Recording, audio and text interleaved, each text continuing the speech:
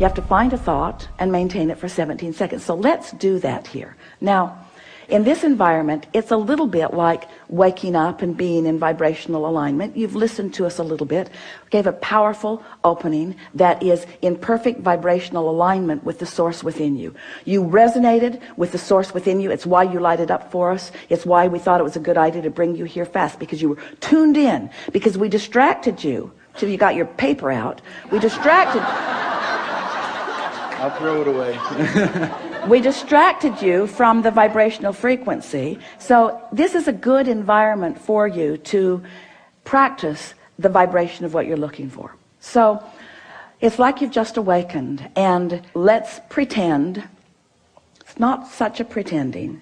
Let's acknowledge, let's assume that you've just awakened. You are in that high-flying place because there's been a suspension of momentum while you sleep, and now it's your intention to maintain that vibration alignment. Do you think the best idea is to take the issue that matters more to you than everything else put together and contemplate that now? No. Because if you do, it's sure, isn't it, that you're going to lose your connection. So what we want to convey to you, what we want you to all hear from us, if we can convince you that the connection is what matters and solving that problem isn't, if you can hear that, because if you can sustain the connection for a little while, the problem will evaporate, because in the absence of the vibration of it within you, it can't continue to be your experience. So have we convinced you that what matters is the alignment? That's what matters is the alignment. What matters is the alignment. What matters is the alignment. And the subject doesn't matter. Now, that's hard for you to hear, isn't it? Because you've been working hard. You told us. You've been working hard. You've been trying hard. You try hard to get from where you are to where you want to be. And we want you to understand, and we know, it must just be so irritating to hear this. You've been wasting your time. Can't get there from there. The harder you try, the more you practice the vibration of resistance. And then the louder you ask, but the more you've practiced the vibration of resistance. So you just have to let the things that you want that haven't been coming go for a while. Just let them go. Stop using what you want that you don't have as your excuse to not feel good. In order to sort of drive this point home in a way that you can really hear it, we've begun speaking about your point of attraction. Your point of attraction. Do you sort of understand that? If you are the creator of your own reality, and if law of attraction is responding to your vibration, then doesn't it make sense that you're standing with a habit of thought, with a pattern of vibration that is being responded to? Your point of attraction. So if you're fearful all the time, your point of attraction is very far from what you really want. If you're ornery all the time, or a lot of the time, your point of attraction is different from what you want. Your emotions are your indicator of what you're doing vibrationally. Have you been listening to us long enough to sort of understand what we mean by that? You were source energy before you came into this physical body, and a part of you came into this body. A part of you came into this body, but the larger part of you is still non-physically focused. Just deal with that. Humans want to call that your soul, or God force.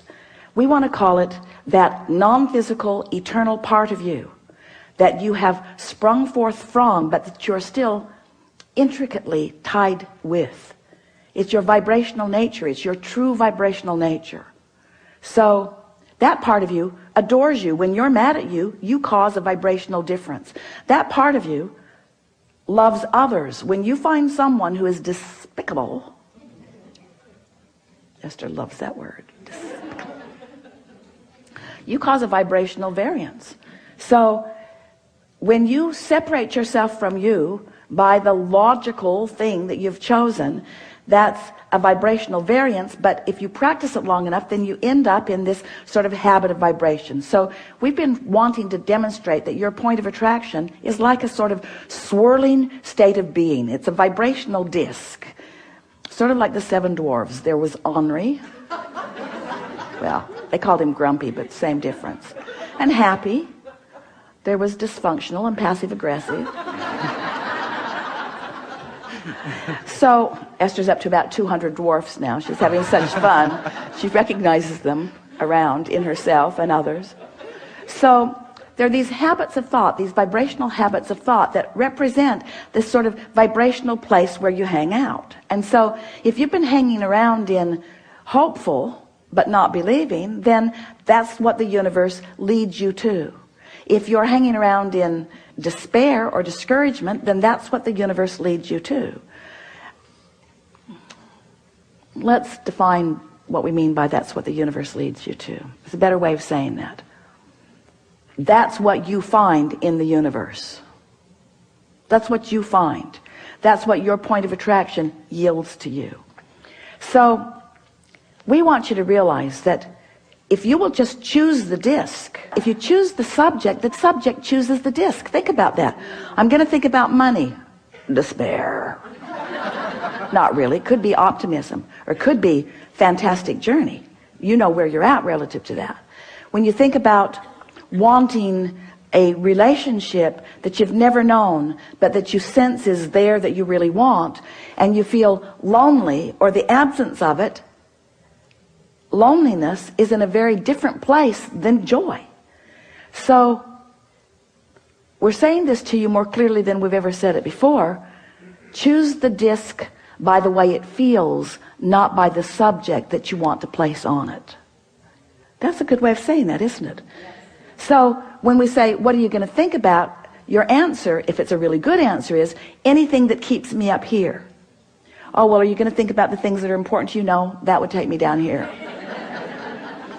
Because the things I really want, now we know, you know, we're playing with you because we see you progressing and having wonderful lives in many regards, but you know what we're getting at. Sometimes the things that matter to you most don't make you feel that good because the vibration that you've practiced isn't one of knowing or expecting. Every subject is like a big long stick or a little short stick, doesn't matter. It's a stick. A really big long stick that has two ends on it.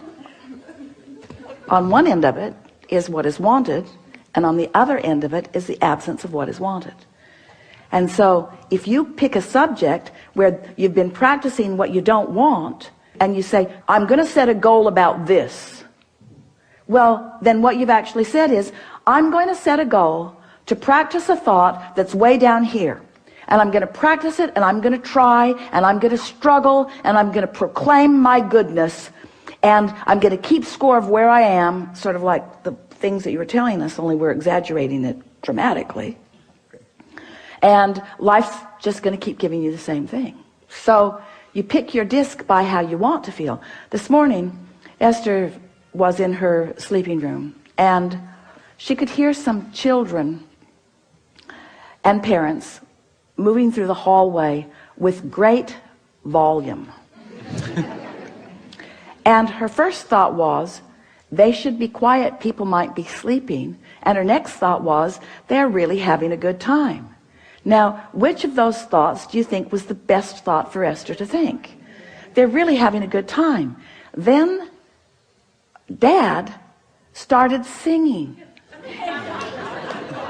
It was awful. The worst voice ever. But he was so joyful in his singing. And Esther thought, that's really a beautiful thing. I hope no one ever tells him how bad he is at this. So she had the potential of going all over the place, but because she's been practicing that, it's like that's where the thoughts now must be. The thought could start out down here because bad singing is bad singing. In other words, you just know the difference, don't you? So her thought started out here, but because she was here, her thought just had to join her up here. She just couldn't stay down there. Not that long ago, her vibration would have joined her down there. Now, her thought is joining her vibration. Can you feel the difference? That's step 4. I've sustained my vibration long enough that everything in my universe has to join me where I am, or it's going to bounce right off of me. If it's going to join me, it's going to be where I am. I now have creative control of my environment. That's step 4. So let's just start really generally. So you've just awakened. You've heard everything that we've said. We know that you're internalizing it. The audience is with you. So what do you want to say now that you've awakened? This bed is really comfortable. You are brilliant. You are brilliant. The bed is comfortable. What else you want to say? The pillows are really comfortable. Yeah. All 4 of them. Yeah. Yeah. What else? I feel great. I feel happy. I feel in tune with my body. Yeah. You've got it. You've got it. And any thought like that, now stay there for 17 seconds, and then another, and then another, and then another, and then another. And then do it tomorrow, and the next day, and the next day, and the next day, and the next day, and the next day. And before you know it, we won't be having a conversation about what's missing in your life.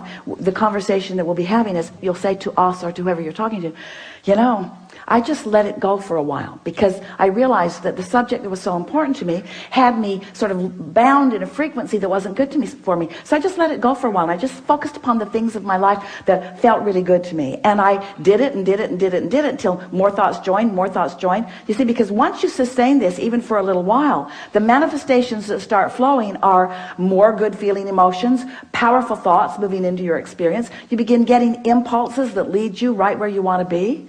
What Esther is discovering, now that she's there so much of the time, is that she'll get an impulse to do something that formerly she thought would not have been a very good idea to do it, but she'll do it, and then something will unfold that for just a minute she'll think, oh, I'm not sure if that was a very good idea either, but then that will cause a question to be asked within her that will bring a solution, and she'll realize, I was just led right down a path from where I am to where I want to be.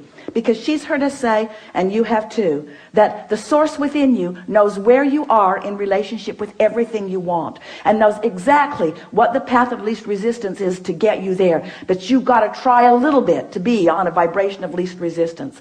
And as you start hanging out in a vibration of less and less and less resistance, it's just going to amaze you at first when you realize how smart non-physical is, how caring they are about where you are, how much they know about where you are in relationship to where you want to be. And they'll just guide you and guide you and guide you and guide you. And you know what the best part is? The journey is so fun.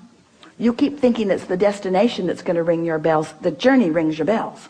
Because in the absence of resistance, it's fun here, and it's fun here, and it's fun here, and it's fun here, and it's fun here, and it's fun here, and it's fun here, and it's fun here, and it's really fun here, and it's really fun here, and it's really fun here. And that was so interesting, and I like this so much. And before you know it, every day of your life is one of just moving into things that are interesting and fun, and sometimes challenging, which is both interesting and fun, you see. You don't have to be where you think you want to be in order to be happy. You just got to be on the way to where you want to be in order to be happy. When you go on vacation, you're going to go here and here and here and here and here and here, and you're going to end up back home, and you never say, final destination is home. I'm already there. Why go? Because you know why you're going. You're going for the stimulation. You're going for the life it gives you. You're going for the fun. It's not the end result, and there is no end result. There is no ending. Step 4 has got to tell you that. We've been hanging around on step 1, step 2, step 3 for quite a long time. Now we're in step 4. Doesn't that let you know? It never ends. And there's a 5 and a 6 and a 7. Don't worry about it. We're just kidding. It's just more of the same. It's just more. Once you get this and you've got this, once you practice this and you are, once you sustain it and you know how to do it, life's just going to yield to you all of the reasons that you said, I'll go forth into this physical experience. Not one of you said, I'll deprive myself in order to really want something. Not one of you said, I'll go forth into a broken world and I'll patch it up. You didn't say that. You said, I'll go forth and I'll figure out what I want and I'll line up with it and I'll feel good. And the wholeness of who I am is going to flow through the specifics of what I'm living. And I'm an eternal being. And I mean to make this moment and this one and this one and this one and this one all that it can be. Really good. Thank you.